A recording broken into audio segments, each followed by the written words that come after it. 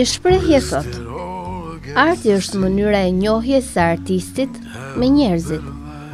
Dhe ne në këtë prolog, pikërisht nëpërmjet artit, do të njohim personazhin e radhës. Poet dhe gazetar, mbi të gjitha, një njohës i mirë i komunikimit e si i tillë. Biseda nis si pa e kuptuar, ashtu siç mund të ndodh vetëm me njerëz që dinë ta reflektojnë pozitivitetin dhe veçantinë e tyre.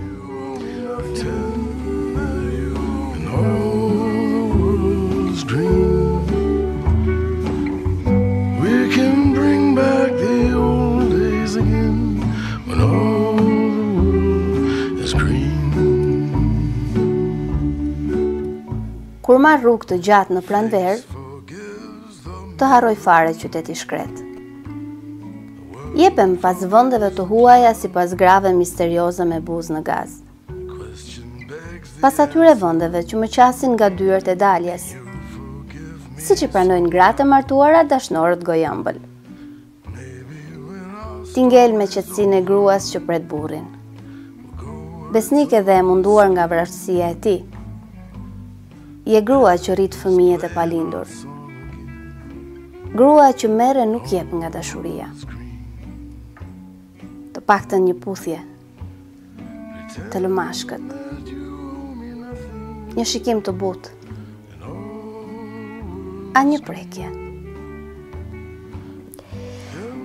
Të dashur teleshikues, mirëmbrëma.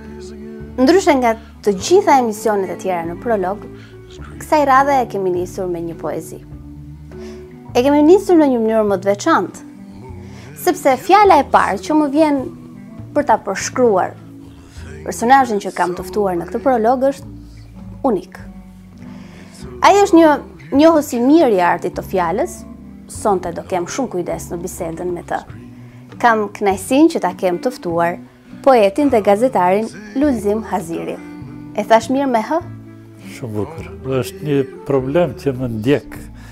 Është një luftë mes drejtshkrimit dhe administratës, e cila ka bastarduar mbi emrin, sepse në çdo dokumente ka me A, Aziri, fëmijët, shoqët të gjithë shënohen me Aziri.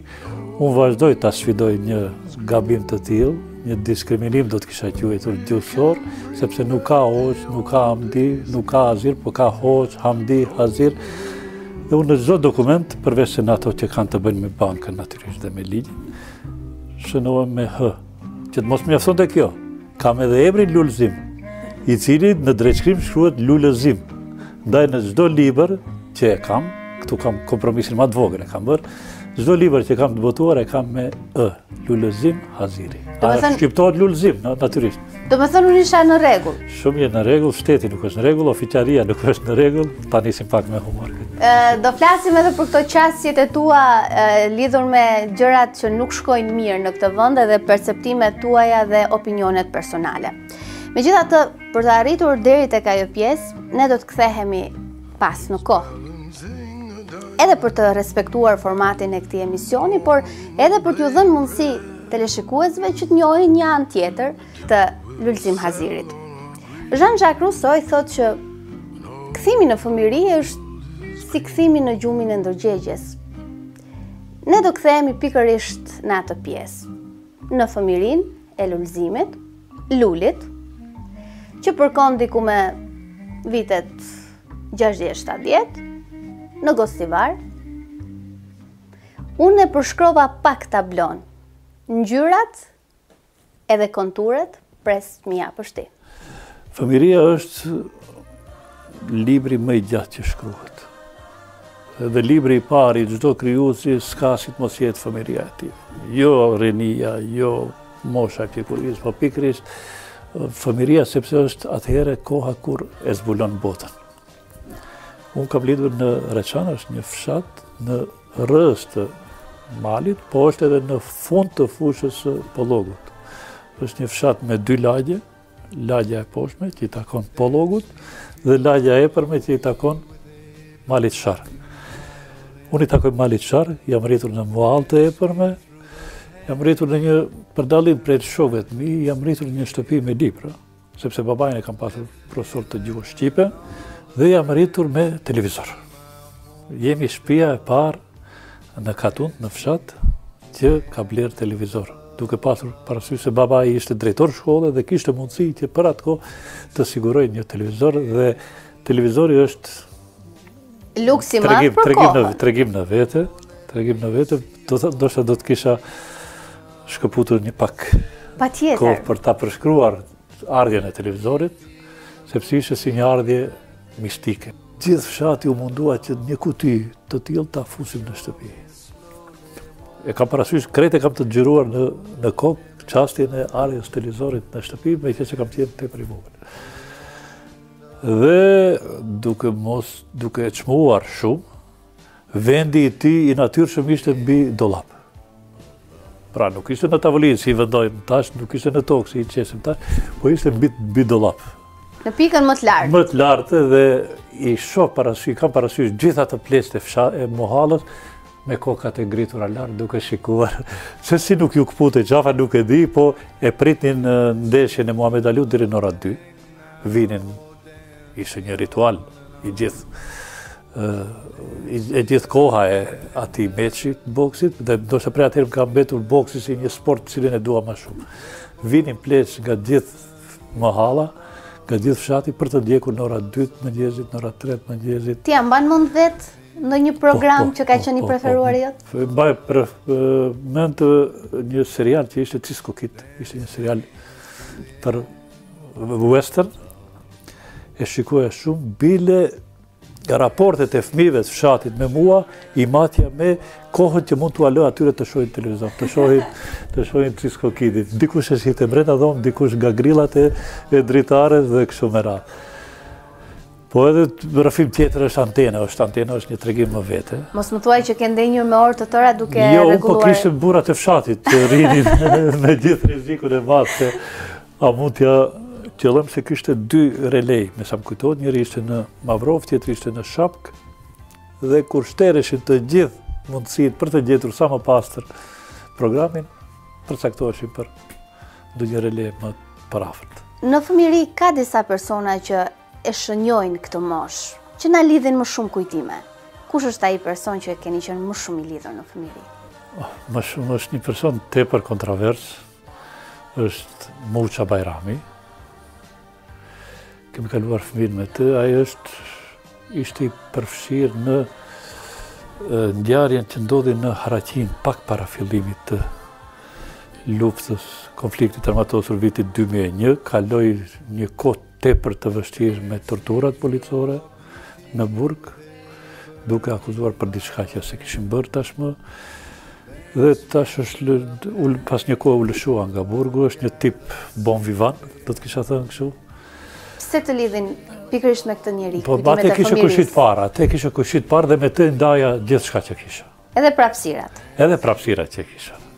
Që i bënim, po megjithatë më i afërt në fëmijëri ishte Muça, pastaj kishte të tjerë, Nevzat, të tjerë që s'më kujtohen tashmë, po megjithatë me Muçën e kemi pasur atë. Vijoni në Gosivar, shkollën fillore dhe gjimnazin. Periudha e adoleshencës, përgjithsisht përkon me atë pjesën kur fillojmë të eksplorojmë gjëra të reja, jemi kurioz ndaj çdo gjëje.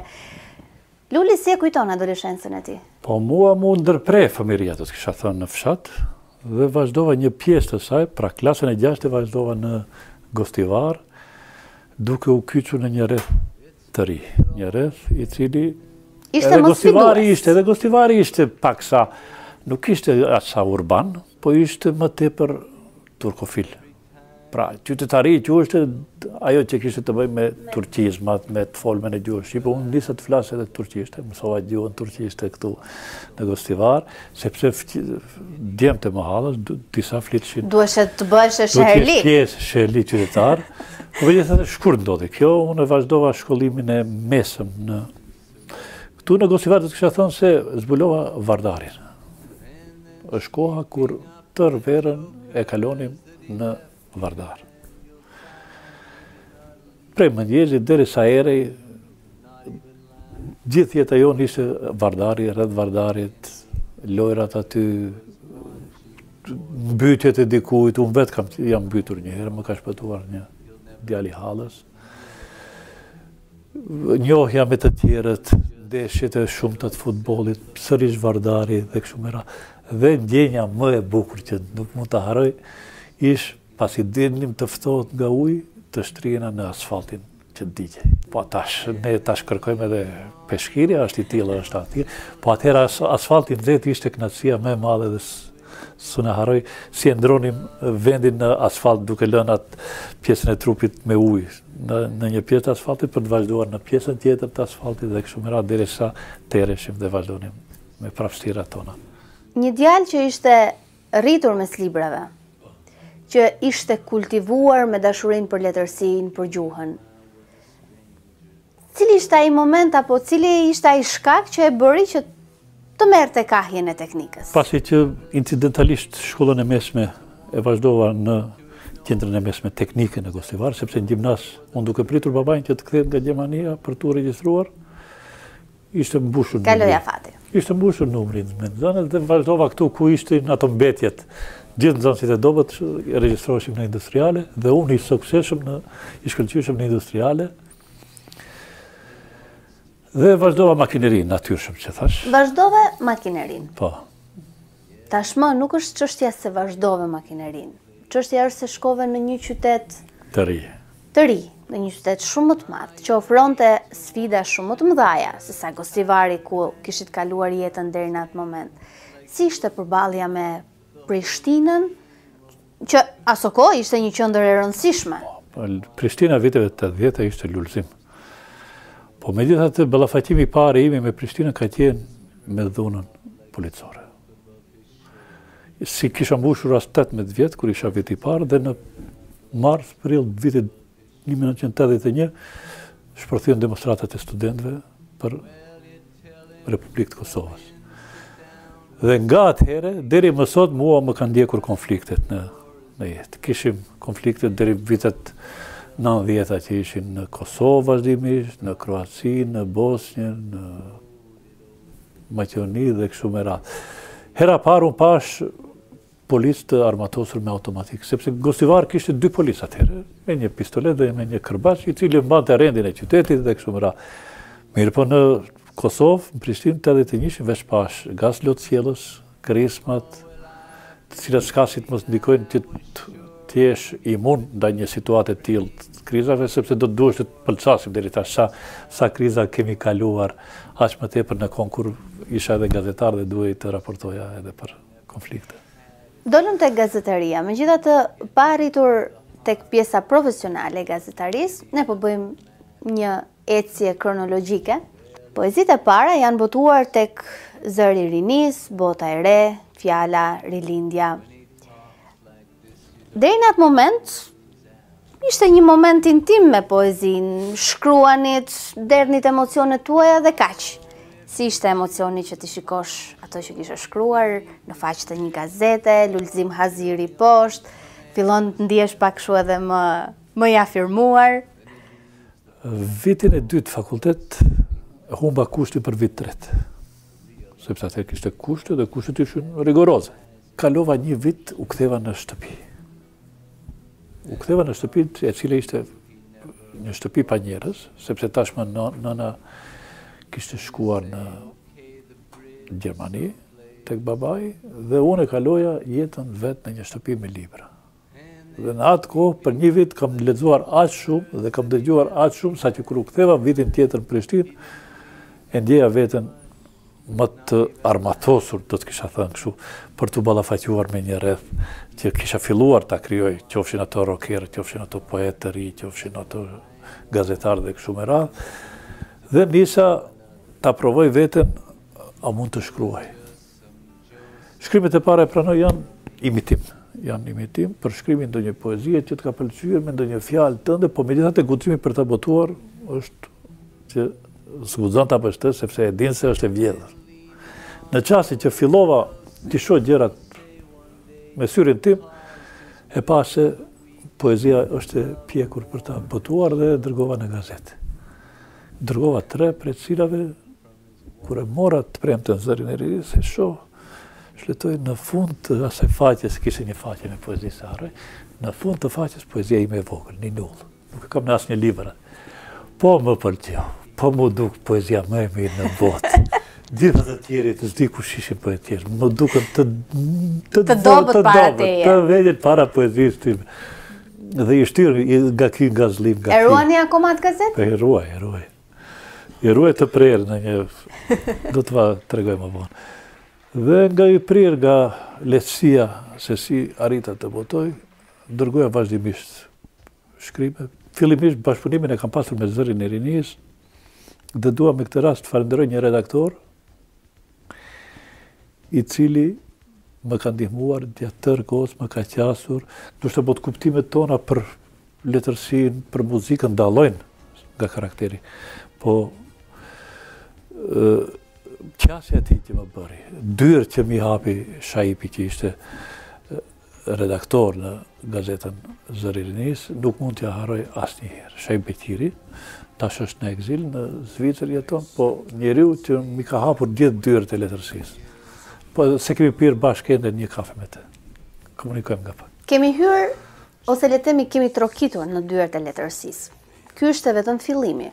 Ai djali që le të themi u ngazollyej aso kohë se pa ninullën e vet të botuar në fund të një faqe e gazete, do të arrinte të kultivohej dhe sot të jetë një shkrimtar i dashur, një poet i dashur për shumë tjerë. Dikush, një vajzë shumë e ëmbël, shumë e mirë, shumë e dashur. E ka dashur kaq shumë poezinë tuaj se që deshit ma thot publikisht këtë gjë. Po në fakt më ka thënë përveç se poezisë tuaj që i pëlqen, më ka folur pak për stilin e veshjes. Se unë thash që jeni unik që në fillim. Më ka folur pak për muzikën e preferuar. Mi ka thënë sa gjëra, unë kam për detyrë t'ja them publikut. Tani në këtë rast ti je në pozitën që vetëm duhet pranosh. Dhe jam kurioz.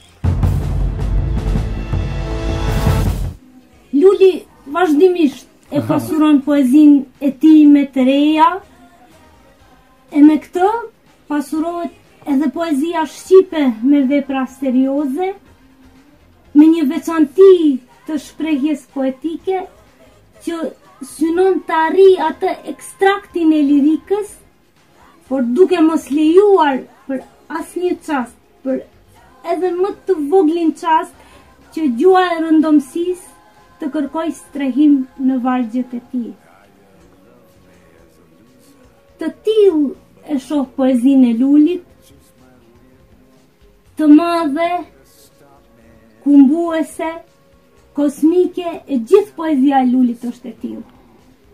Ju sugjeroj që ta lexoni poezinë e titulluar është Nëntor. Kështu e shoh Lulzimin poet, por tani dua ta them edhe ndonjë fjalë për Lulin si mik. Lulin e kam njohur para se ta njoh personalisht. Kjo do të thotë se Lulin në fillim e kam njohur përmes poezisë tij, e cila menjëherë më ka bërë për vete me leximin e parë, dhe ai mbetet njëri ndër poetët e mi të preferuar. Dhe unë këtu them për vete se jam e privilegjuar, sepse njërin prej poetëve të mi të preferuar, njëkohësisht e kam edhe njërin prej miqve të mi më të mirë. Dhe kjo është privilegj dhe fat i mirë. Luli është një njeri që jeton për poezinë dhe me poezinë, jeton për artin,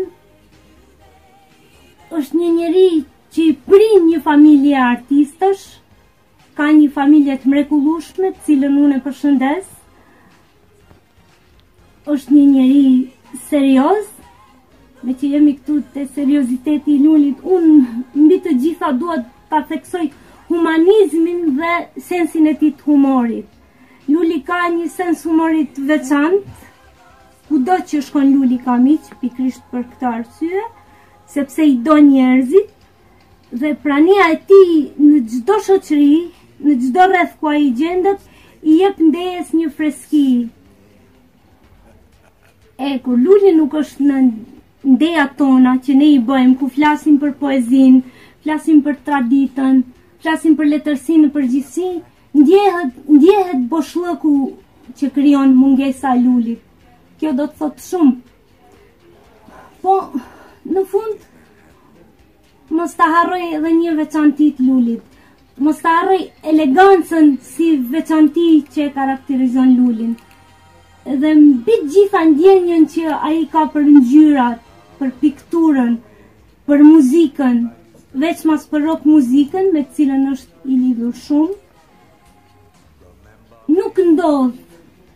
Pra nuk ndodh që ai të mos ketë spaku diçka, ndonjë pjesë të garderobës, këpucët, çorapet, ndonjë shami ose ndonjë ciklim tjetër e cila do ta bëj që ai të bjerë në sy, edhe kur këto gërshetohen me mirësinë, me buzëqeshjen, me talentin e tij krijues, me sensin e tij të humorit, plotësohet portreti i lulit mik dhe lulit poet.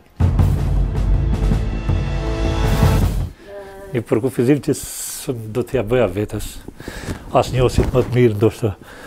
Miqtë janë ata që na njohin më mirë për hir të vërtetës. Ka befasor, i falenderoj për këto fjalë që i di se Lindita i ka pasur në vete. Kishte akoma më shumë, po nuk kemi kohë ne. Kishte akoma më shumë gjëra që Lindita... Është një vlerë kombëtare që kemi, do të kisha thënë mbi gjitha, as më tepër duke njohur edhe poezinë e saj, lindën vetë si një karakter i cili tepër modest dhe mbyllur në vete, po megjithatë vepra saj shpërndan spërkit mirësisë, për këtë vlerë në gjithë këtë hapësirë shqiptare dhe me gjithë. Duke u rikthyer sërish tek veprat letrare. Në 1989 ju botoni veprën tuaj të parë letrare, më pas në 95-ën, më pas në 2005-ën. Po ta marrim një matematikë shumë të thjeshtë, dalim plus minus diku ke 10 vjet diferencë. Pse kjo kohë? Unë bëtoj radhë, bile që jam i kallë. Në emër të cilësisë? Nuk e di, jo dhe cilësisë, por nuk e kam si një synim për çdo rast të bëtoj. Sepse mund të bëtoj çdo vit, se kam problem. Librin e parë kam botuar në rilindje në vitin 1989, është kohë kur kohë e kritereve letrare, kur s'mund është se cili të botoj libër. Do të kisha thënë me këtë rast pa mos u mburur, se jam poeti vetëm gostivar që ka botuar një libër për tritur në gjuhën shqipe. Ka botuar edhe Sefer Selimi paraprakisht kishte një libër për fëmijë, po për tritur poet. Pas Josif Bagherit, i cili nuk e di a mund ta quajmë nga gostivari, s'ka pasur autor me libër të botuar poezie në s'njoh, unë s'paku unë nuk njoh, që është prej gostivarit.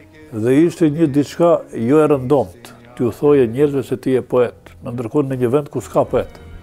S'ka poet të shpallur, do shta kishte njerëz që shkruan një poezi, po poet të shpallur, shoqat, poet të s'kishte, ishte një ambient tepër apoetik. Aq apoetik sa që një mik i imi, i cili kishte qenë në Prishtinë dhe kishte biseduar me disa poeta atje, kishte dëgjuar se gostivari pas ka një poet Lulzim Aziri, i cili nuk është më në Prishtinë, po kthyer në gostivar, dhe unë atë njihsha nga fakulteti, ulën na pim kafe dhe më thotë, cili është ai poet Lulzim Aziri, gostivar, qenë ka një. E shikova tash. Dreçi ta haj. Lere se unë jam ai. Dreçi ta haj këtë punë. Dhe nëse drejt këtu ka erë puna. Dhe pastaj fillova ti për krah ca miq të mi poet, me qëllim që të kem, se nuk rrihet në olimp vet. Fillova ti për krah ca miq, duke u marrë poezi, duke u dërguar në për revista të ndryshme, duke i nxitur që të botojnë më tepër, më seriozisht të merren, aq sa arritëm deri të botojnë edhe përmbledhjet e para poetike. Mes fjalëve tuaja shqiptuhet është kthyer në gostivar. Edhe sot e kësaj dite ju vazhdoni të jetoni në gostivar. Sot jam e sigurt që keni patur alternativa për të jetuar edhe në qytete më të mëdha. Rall kush prej Prishtinës mund ta merrte me mend se Lulzim Aziri do të kthehej, do të jetojë në gostivar, sepse unë isha pjesë e asaj që quhet jetë kulturore e Prishtinës. Isha një gjysmë prishtinalite. Sot jam një qytetar deri mes miqve të mi i Prishtinës, sepse sa herë që shkoj më pranojnë si s'din ata. Po Prishtina ishte pjesë përbërëse ime. Unë poezitë më të bukura një vendi ja kam kushtuar Prishtinës. Kam një cikël të tërë në çdo libër, ku i kam kënduar me dashurinë më të madhe një qytetit të tillë, cilën duhet ta mbaj në vete stit të tillë, siç e kam dashur atje. Dhe besoj që pak kush i ka kënduar atij qytetit me aq ngul, nuk e di më mirë, ndoshta dikush tjetër ka kënduar, por me aq ngul, me atë dashuri si unë. I ke kënduar me dashuri? I ke shkruar shumë poezi Prishtinës. Prishtina në fakt është e memorizuar në kujtesën e pothuajse të gjithë brezit tënd që kryen studimet atje. Gostivarit i ke bërë poezi? Po, Gostivari s'di tash, kam filluar Gostivarin ta fisnikroj ma tepër. Kisha si një mision tjetër ta fisnikroj, t'i jap. Jo të marr nga ai, po t'i jap me qëllim që të krijohet paksa një rreth. Paksa më i kulturuar, më i akceptueshëm për ato që dëshirojnë të kenë edhe kënaqësi të tilla poetike, duke organizuar manifestime të ndryshme, duke nxitur mbi gjitha. Mirë, poezi, pse nuk i ke kushtuar Gostivarit? Ty do të i vjen rada. Unë do të kisha thënë, poezi i kanë kushtuar këtij qyteti një poet i cili nuk është më i gjallë, Abdullah Kunushevci, duke qëndruar shkurt këtu në Gostivar. Po unë ende nuk e kam ndjerë si të tillë për t'ia. Sepse ky unë nuk do të them kur do i bësh një poezi Gostivarit. Jetojnë atë, nuk e dua.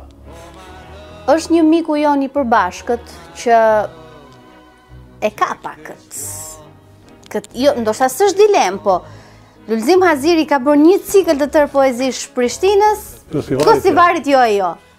Ta shohim se kush është? Ta shohim.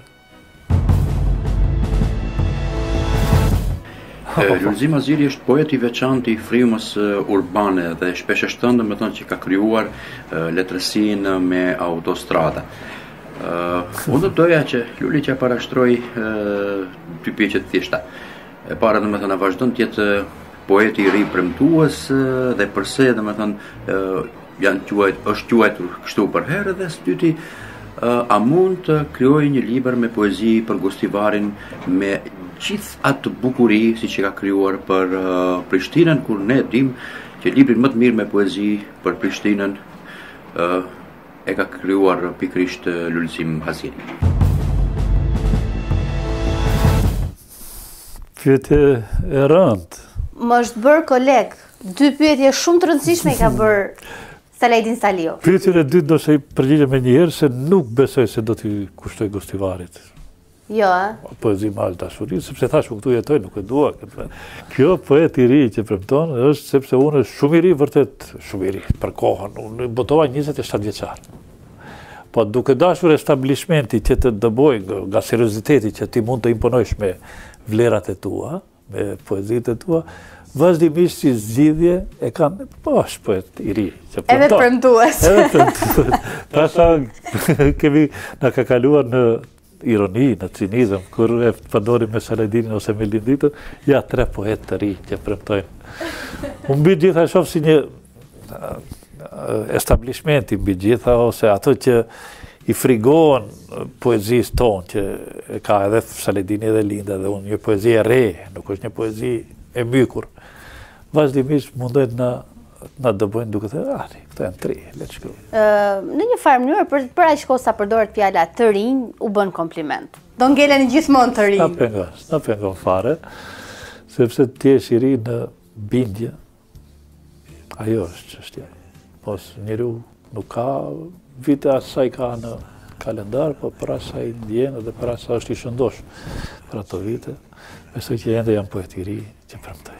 Jemi te fjala i ri, kthehemi tek rinia. Jemi tek koha, kthehemi pas. Profesioni është një anë, familja është një anë tjetër.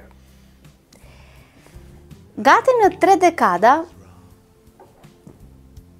ju do të njihnit figurativisht një lule që do lulëzonte në të gjithë pjesën tjetër të jetës tuaj.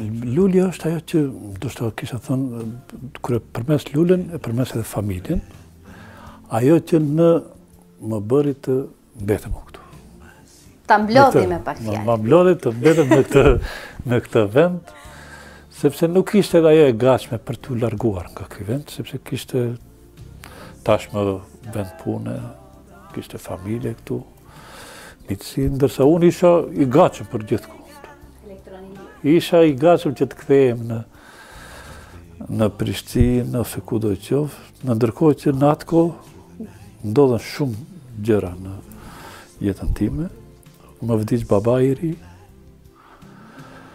Në atë kohë u martuam edhe me Lulën dhe kjo sikur ja vendoi vulën asaj dilemës time se a do të rrinë në Gostivar ose do të iki në... Çfarë kishte kaq të veçantë kjo vajzë që u bëri kaq shumë për vete? Sa që të lidhet atë shpirtin aventurier. Ka bukurinë mirë, është. Kjo që është. Unë si poet duhet kësaj kategorie të jap rëndësi.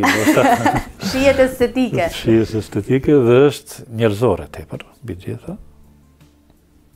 Është e durueshme, është njëri që mund baj barë, pa mos u ankuar se mban barën, po duke vazhduar të jetoj, ta çojë jetën më atë barë që ka në shtëpi, sepse kemi mbajtur një shtëpi të tërë, nuk është edhe aq lehtë për 30 vjet. Asa kësaj bari u shtu edhe 2 fëmijë, cilët i kemi rritur së bashku dhe cilët sot dal nga dal na largohen. Na rëshqesin si ajo rëra kur e kapim në plazh, si na rëshqet mes gishtave, e shohim se edhe fëmijët tash na rëshqasin mes gishtave tanë si rërë për tu bërë pjesë ati oqeanit, i cili nuk dihet se në cilën pjesë të plazhit tjetër do t'i hedhe. Tash djalin e kam në Amsterdam, vajza është gati që ti marrë rrugët, e ka dilema se ka do të shkojmë, sepse është viti 4 shkollës mesme. Vajza do e ketë shumë problem, duke ditur lidhjen tënde me të. Se nuk do t'jetoj me të. Duke qenë tek bashkëshortja, nëse unë do ta pyesja tani, cila është kritika më e madhe që ke për Lulin? Ti si mendon? Çfarë mund të thoshte si përgjigje? Ku e di me dembel pak, jam pak... Aja thot që jam kokfort, po unë s'jam kokfort. Unë po them ajo çfarë mund të thoshte. Një mendje hapur. 2? Ajo do të thoshte që, okej, është një botë tjetër fare këto preokupimet tua, po unë ti respektoj. Qoftë shijet e ndryshme. Kaq lehtë do shpëtoje? Po, kemi mbi të gjitha, edhe ajo është, jemi njerëz të diversiteteve. Diversiteti ndoshta është ajo që na mban. A e di ti që e kam pyetur në vërtet?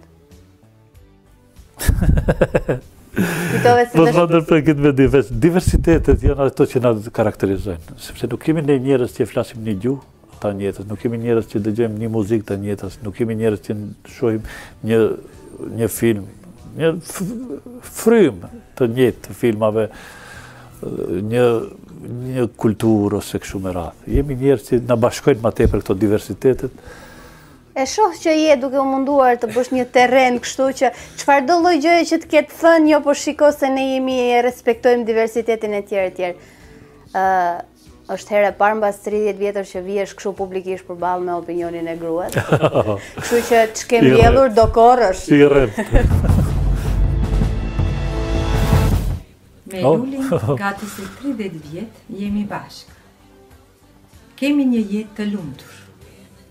Kemi 2 fëmijë që jemi kujdesur të 2 bashkë, në rritjen, në edukimin, në shkollimin e tyre.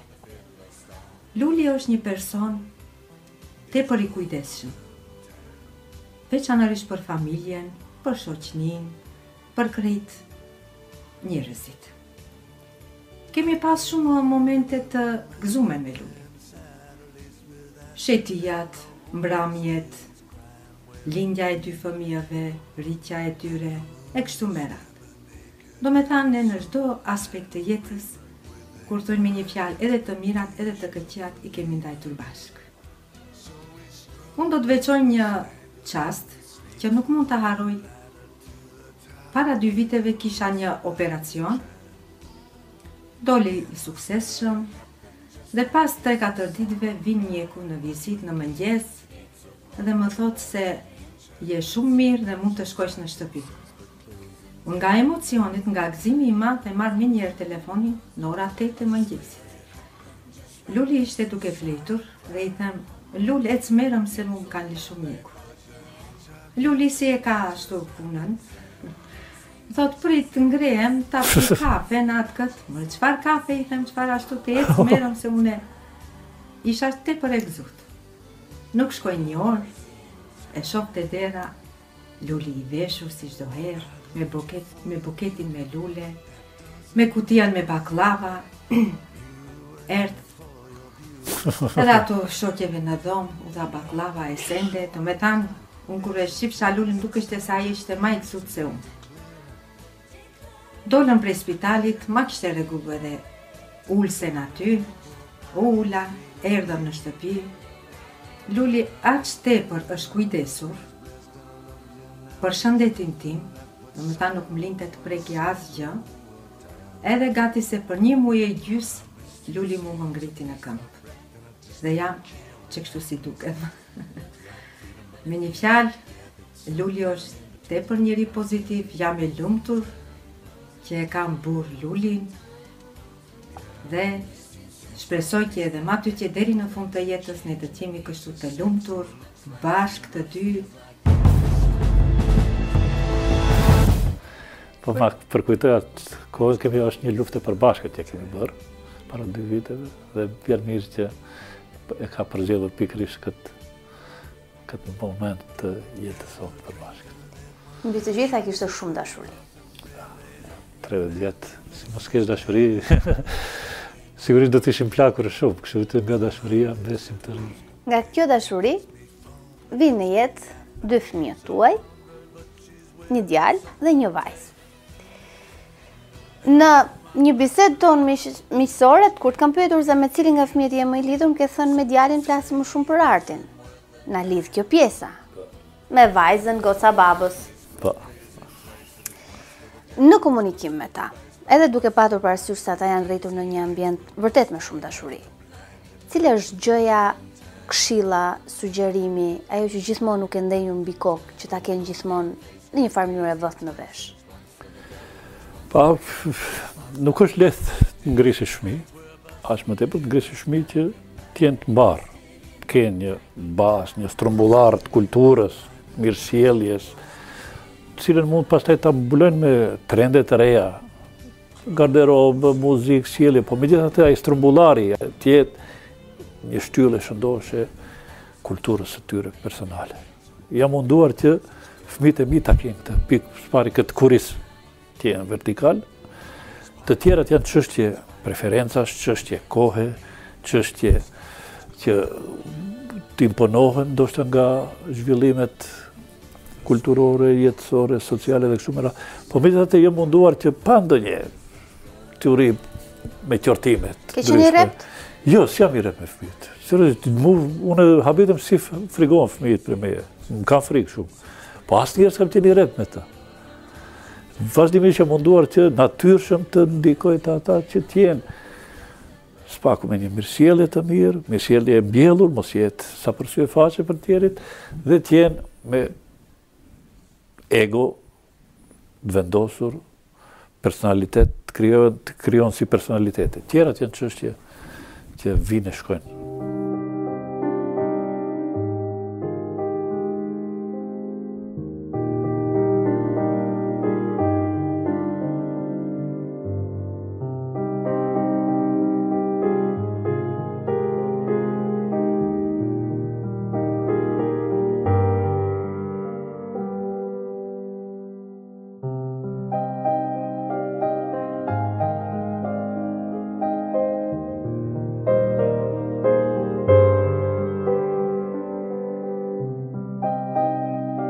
Çdo shpirt, sado i lirë e fluturak, sërish ka nevojë për një folez ku të gjej prehjen. Aty ku ndihet se nuk mund të përplaset me dhimbjen, por me dëmshurin. Ata të tre janë guacka që mbajnë gjithnjë brenda perlën e quajtur dashurie pa kushtëzuar.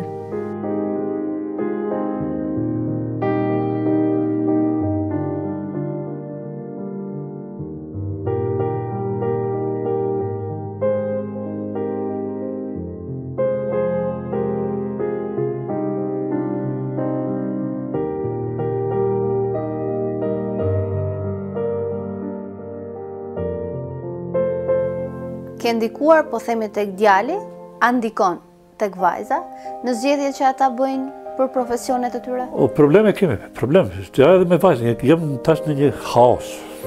Keni parasysh se vajza kryen vitin e 4 dhe jemi në haos, s'dim ku të shkojmë. Mundojmë nga pak të shohim konsulenca me kolegë, çka është armëria, ku mund të jetë armëria, që nuk është e sigurt. Nëse ti përcaktohesh, unë për shembull kam studiuar makinerinë me shpresë se armëria është në teknologji. Sot kolegët e mi që janë inxhinierë makinerisë janë taksistë shumica. Sepse humbi ajo ekonomia komuniste që ishte, socialiste, fabrikat. Humbi ajo tëra, tash ka tjera interesa, që si që është interes djali, tash që ka gjetur vetën në dizajn grafike, tash e kemi atë problem vajzë për të regjistrojmë. Je më shumë për një zgjedhje racionale, apo për një zgjedhje pasionale, le të themi? Zgjedhjet cilët do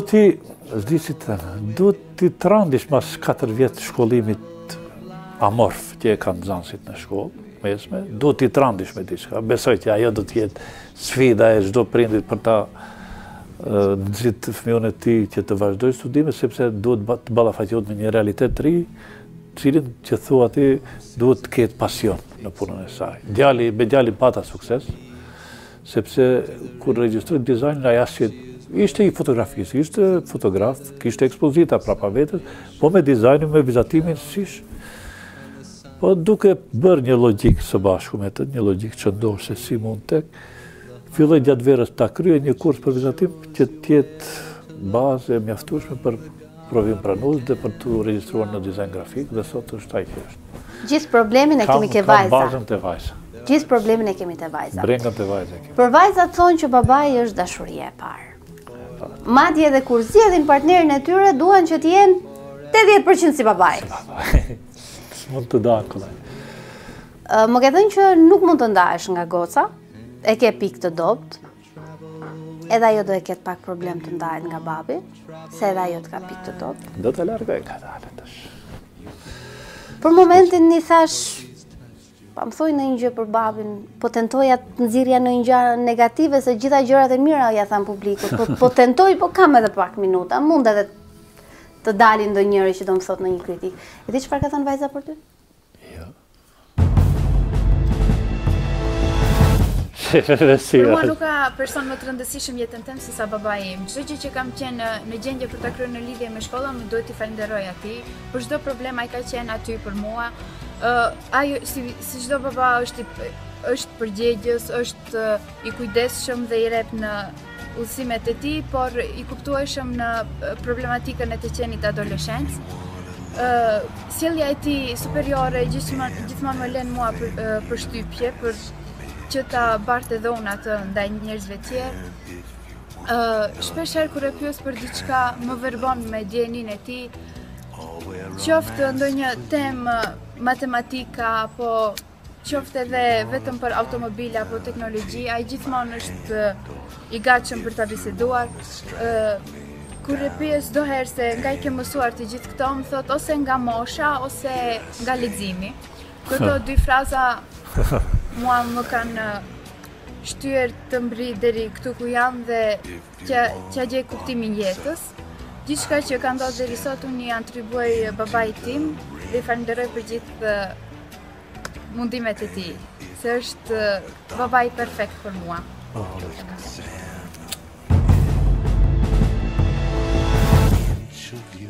Faqe, kam pikë dovët vajzën, e kam krahasimet vazhdimisht, sepse tek ne shqiptarët janë para gjykimet për vajzat janë tjetër fare nga bindjet e mia dhe nga ajo që unë mundom të imponoj publikisht dashuria ndaj vajzave.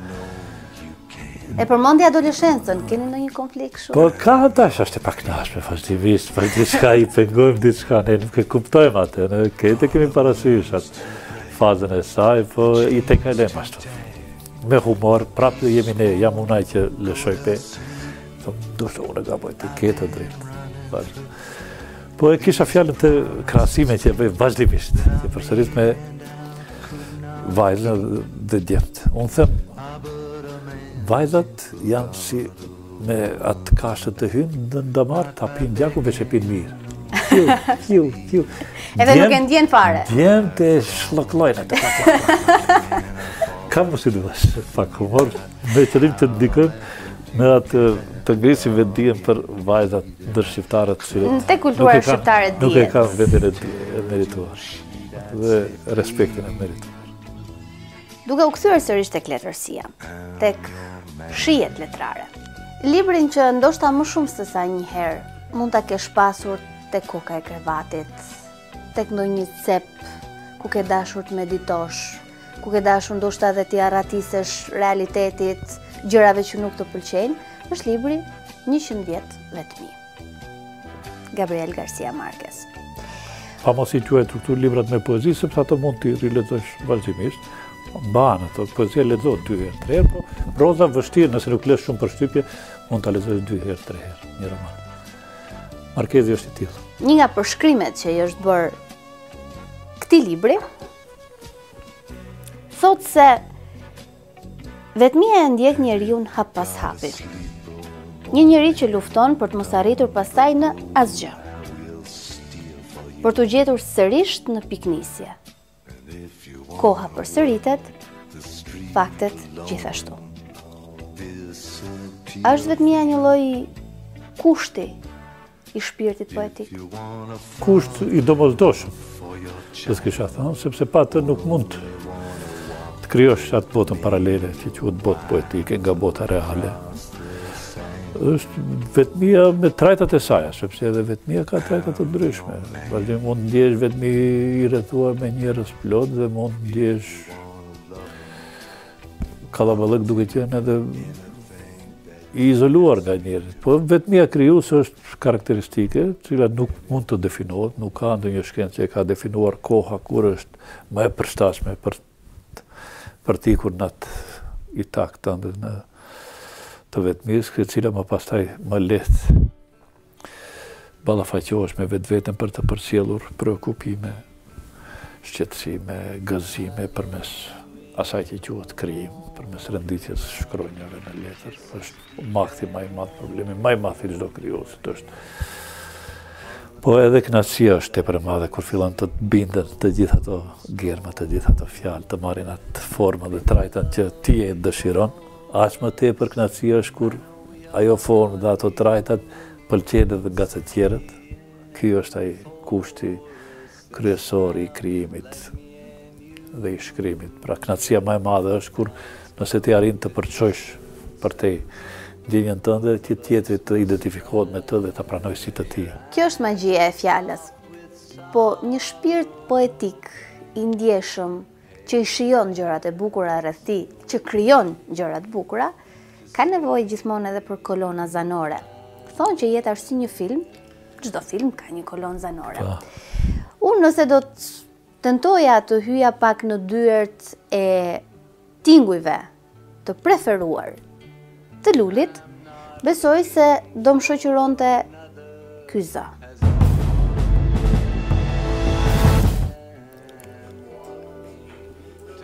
Ka si të mos jetë ndryshe. Kënga më e bukur e tij. Është Tom Waits, do të i vetmi këngëtar cilit ja kam të gjitha, gjithçka ka editu si material, si këngë, si live, si muzik studio, gjitha këngët e tij kam dëgjuar, i kam ridëgjuar, është një artist par excellence, si cili dëshiroj të jem. Është ajo mostra cilën të gjithë e kërkojmë tek tjetri, po nëse do të kisha dëshiruar të jem si dikush, do të kisha që jem Tom Waits. Ky është këngëtari që ka një stil që ti do doje të ishe si ai. Edhe stili tim nuk pengon, është natyrshëm, shkrihet në atë që kam unë, personalitetin tim, deri tash që e kam ngritur. Artisti është një personazh që dashje pa dashje e imponon veten tek të tjerët. Dhe nëse profili i tij është shumë i mirë, bëhen shumë njerëz që do donin të identifikoheshin me të. Ashtu. Frymzon me pak fjalë. E dini që është një djalë i ri, shumë i talentuar, që gjithë jetën e keni frymzuar. Nuk e dija do donte ai fiks të bëj si ti. Por e sigurt është që në shijet dhe zgjedhjet e tij, patjetër që është atë bula jote. Përshëndetje. O Kripi. Një ndër kujtimet më të hershme që i kam me babin ka qenë diku në fillimi viteve 90, kur kam pas 2 ose 3 vjet. Mbajmend ka qenë një udhëtim zyrtar ndërsa në Gjermani dhe ja kam porositur një që të ma sjell një tren. Edhe në mbrëmjen që është kthy, e mbajmend vetëm që kam qenë në krye të shkallëve. Edhe e kam pa babin edhe jam mësu 2 sekonda dhe pastaj kam bërtit erë treni. Kjo është një ndër kujtimet më të hershme që i kam me babin. Gjë dy që gjithmonë më ka pëlqyer ka qenë që ka ndikuar në një mënyrë shumë indirekte që t'i përkushtojmë artit, edhe pse ka kushtuar ato për arsye se një fotoaparat kushtoi edhe një objektiv kushtoi.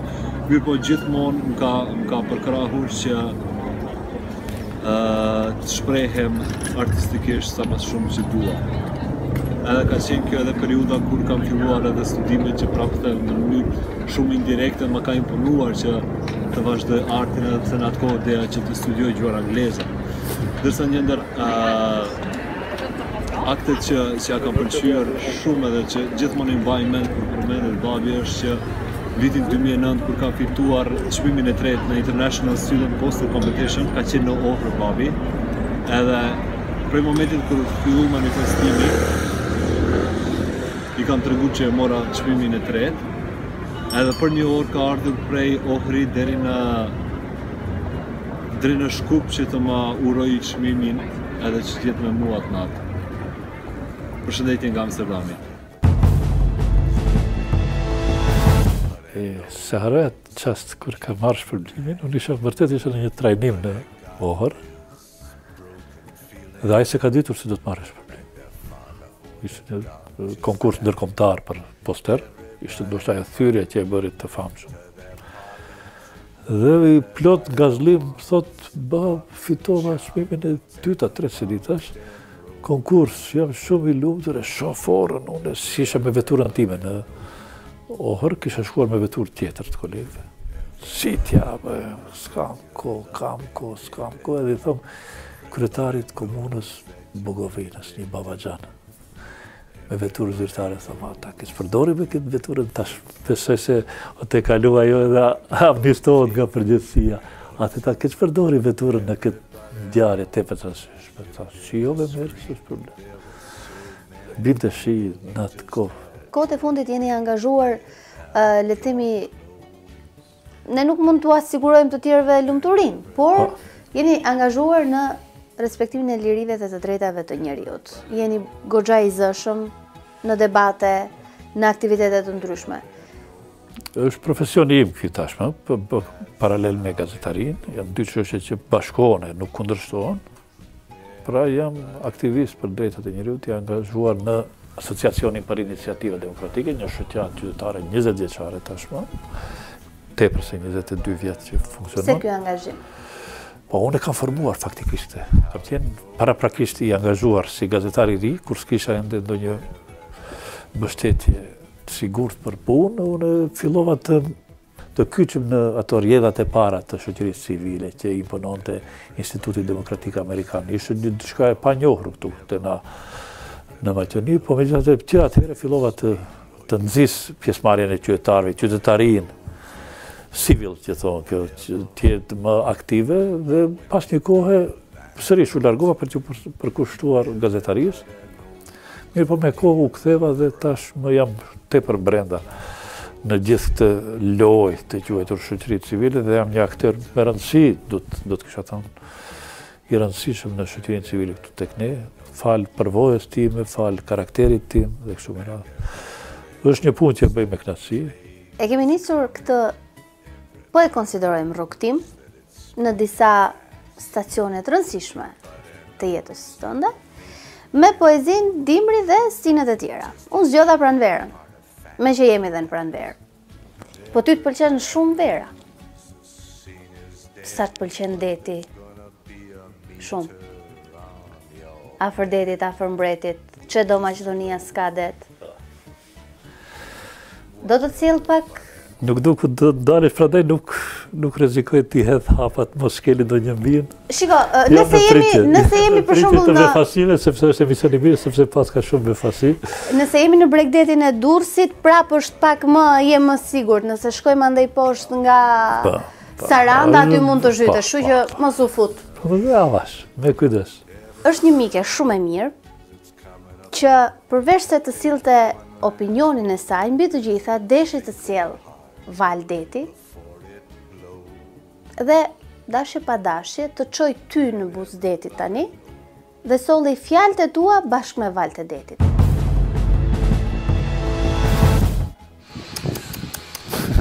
Përshëndetje Jona, përshëndetje dhe për aristokratin që e keni aty të ftuar sot, Lulzim Aziri. Tash do t'i bëj një befasi Lulit dhe befasia është detit, të cilin e ka shumë për zemër Luli.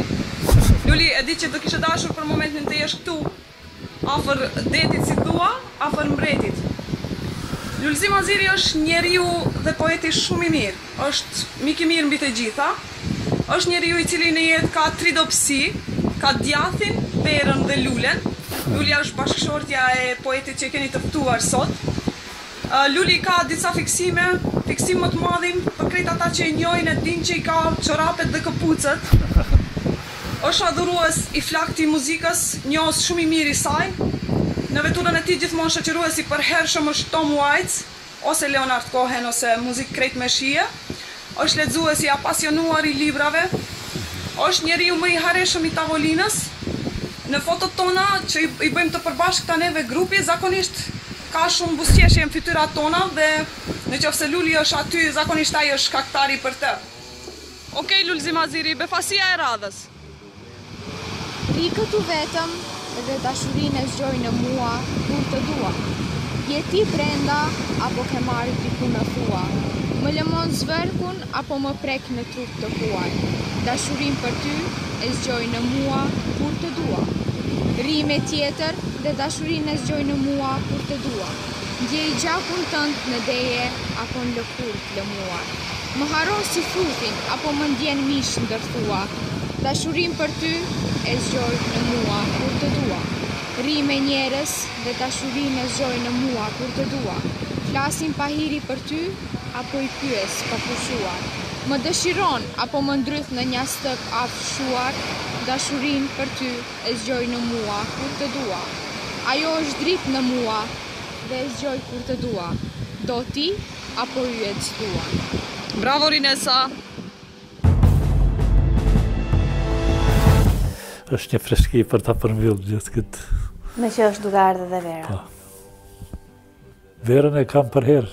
Është i njohur ky Bregdet, preferoj Shqipërinë, ku i kaloj për çdo vit pushimet. Në Durrës, Sarandë, Vlorë? Durrës, tash për Vlorë poshtë tash. I kemi të kaluar Durrësin, e kemi të kaluar Vlorën. Tani në Sarandë. Orikumin tash kalojmë më në jug, sepse kemi edhe makina më të qëndrueshme për ato rrugë. Unë të falenderoj shumë për kohën që na kushtove, të falenderoj shumë për këto kujtime që solle, për këto rrëfime që solle në prolog, dhe jo vetëm që të uroj shumë suksese në iniciativat tuaja, sidomos në shoqërinë civile, presim ndonjë libër të ri, mos prit një 10 vjet, sepse dashje pa dashje, me apo pa modestin tënde, poezia jote është e bukur, dhe jo sepse e thon miqt, po sepse e thot publiku. Ishte kënaqësi që i takova ekipin e TV Artit, një televizion i cili me cilin jam i familiarizuar tashmë 25 vjet, dhe ju falenderoj që u përcaktuat për mua mbi gjitha dhe që ishit musafir në shtëpinë time.